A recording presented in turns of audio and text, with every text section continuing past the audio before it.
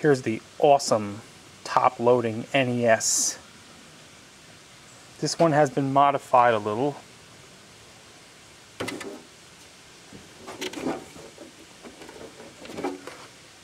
See, I made it compatible with the cheat devices. I've got another unit I'll show you at another time. The main drawback to this system was that it didn't have AV jacks.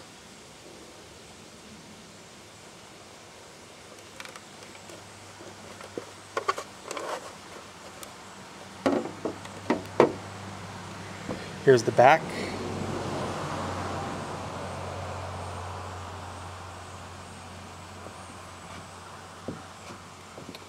Damn, trying to get this. Here we go.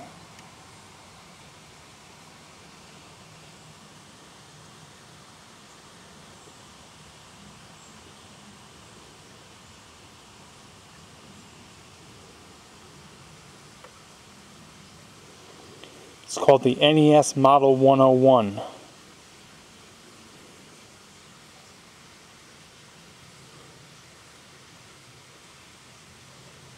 $1993. Can you imagine that? Can you imagine that in 1993, when the Genesis had already passed its peak and the Super Nintendo was in full swing, the Super Nintendo had been around for a couple of years, and they were still building new units that were selling well for Nintendo by the original maker. Because this is not a mimic system. This comes directly from Nintendo. Now, to give you an idea of how big this unit is, this is how it looks next to the Super Nintendo.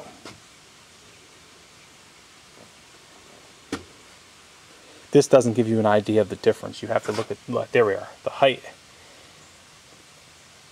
The top-loading NES was extremely lightweight, small,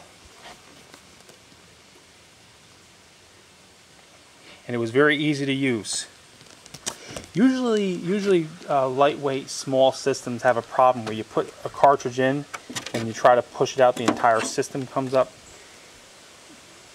This didn't really have that problem because it was designed where the cartridges went in real smoothly, so I give them credit for that. Okay, here's a Super Nintendo.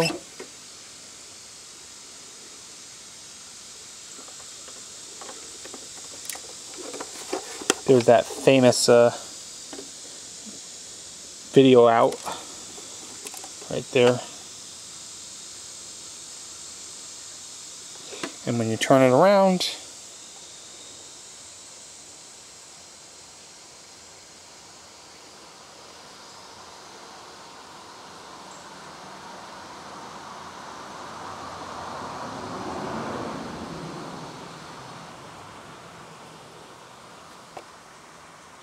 see, this is 1991 Nintendo right here.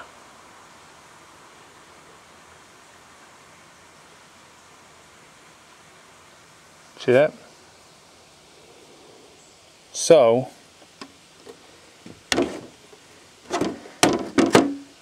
this was out in 1991, and in 1993 they were still selling very well on the 8-bit system. Here's the Super 8.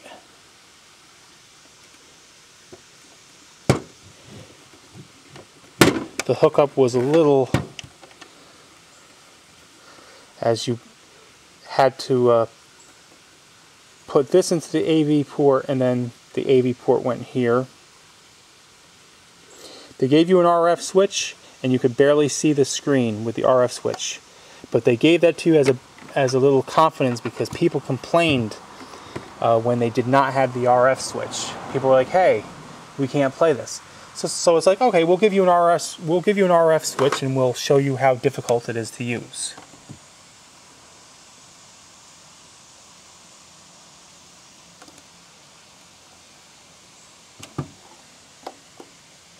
I don't know whether you notice the difference here. Here's Super Nintendo right here, you see? Here's the back. Here's all the writing. And then here's the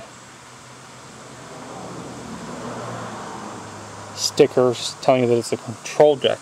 Now if you look on the other Super Nintendo, you see here's the writing here. On the other Super Nintendo, it's a sticker that's easier to read.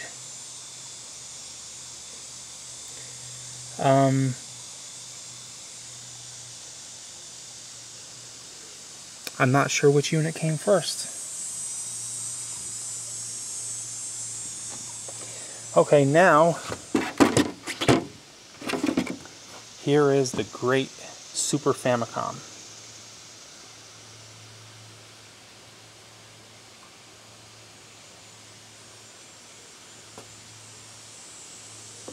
Right there.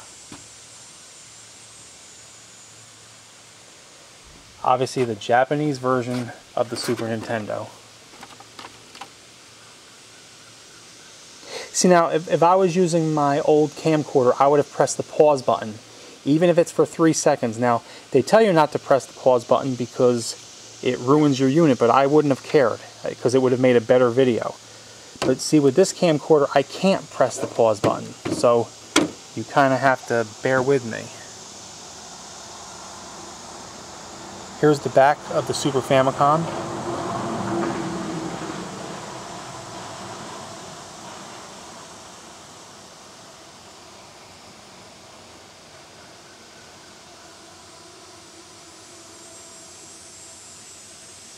$19.90. See that? Copyright 1990 Nintendo.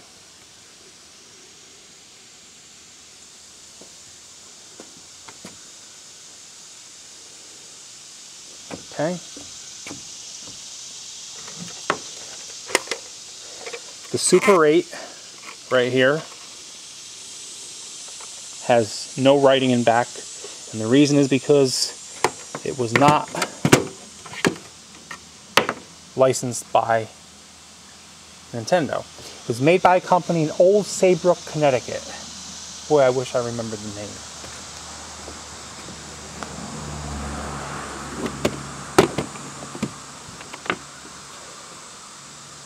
Once again, if I was using the other camcorder, I would have pressed the pause button just now.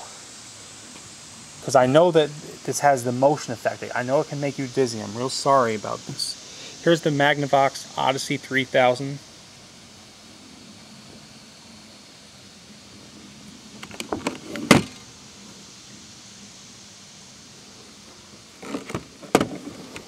Right here.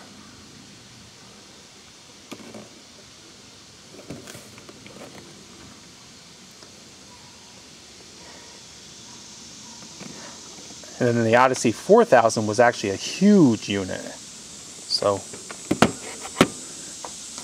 you wonder their logic behind that.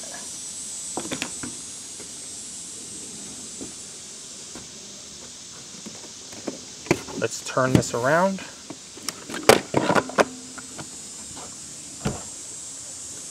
Magnavox.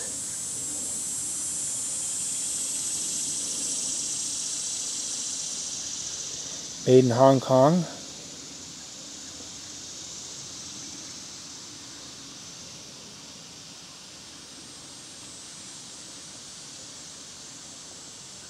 There's all the patents.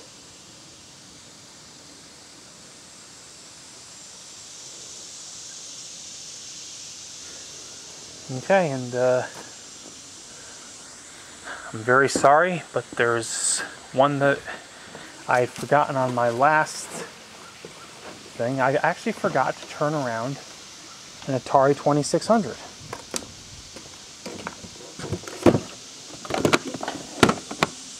And I know I have other Atari 2600s, but my policy is any unit, I'm going to show it to you as we're doing it, just in case there's any information that might be valuable.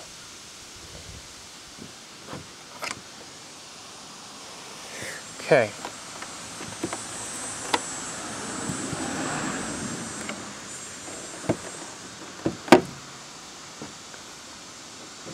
Okay, here we go.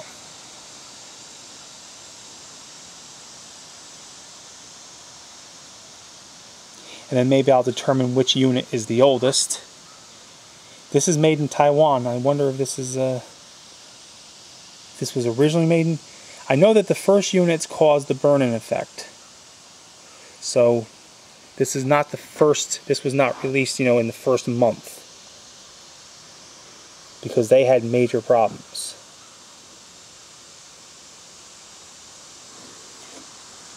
And I believe I showed you the Turbographx 16.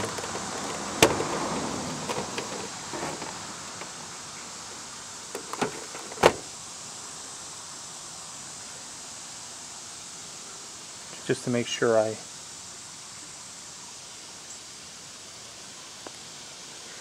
yeah, I already showed that. Sayonara.